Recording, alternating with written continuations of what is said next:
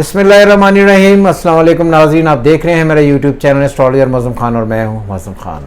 आजकल सियासत और एहतसाब बड़ी तेज़ी से पाकिस्तान में फैल रहा है और आपको याद होगा, लुक एट दिस पिक्चर, कि मैंने पहले भी कहा था कि 2023 एहतसाब का साल होगा और ख़ुशियों का साल होगा। और बहुत सारे बंदों को ये तकलीफ़ थी, I am sorry again using harsh words, but कि 2023 तो आधा गुजर गया और कोई अभी तक खुशी की खबर नहीं आई, एहतसाब भी नहीं हो रहा, सिर्फ एहतसाब इमरान खान का हो रहा है।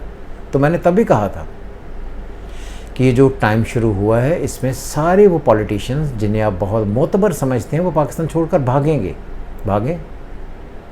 हमज़ा शहबाज भाग चुके हैं, नवाज शरीफ भाग चुके हैं, शहबाज शरीफ भाग चुके हैं और बाकी जो रह गए हैं उन पर भी इस वक्त कठिनाइयों का दौर शुरू होने वाला है।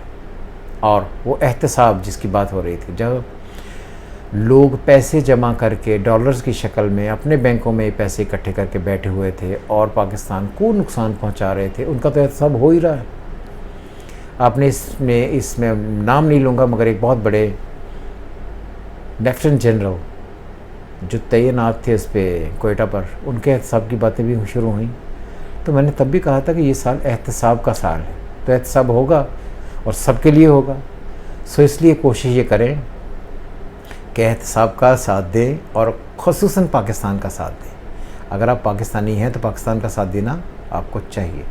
यही मेरा पैगाम था और इसे कहते हैं कि रीडिंग पूरी हुई। अगर आप देखें तो ये मैंने टाइटल पहले भी लगाया हुआ था कि रीडिंग पूरी हुई। सो खुश रहें। उम्मीद करेंगे ये जो आने वाले 2-3 महीने होंगे, स्पेशली सितंबर, अक्टूबर, नवंबर तक, इसमें काफ़ी सारा कुछ बदल चुका होगा पाकिस्तान की फेवर में। खुश रहें। खुदा हाफिज़। पाकिस्तान जिंदाबाद।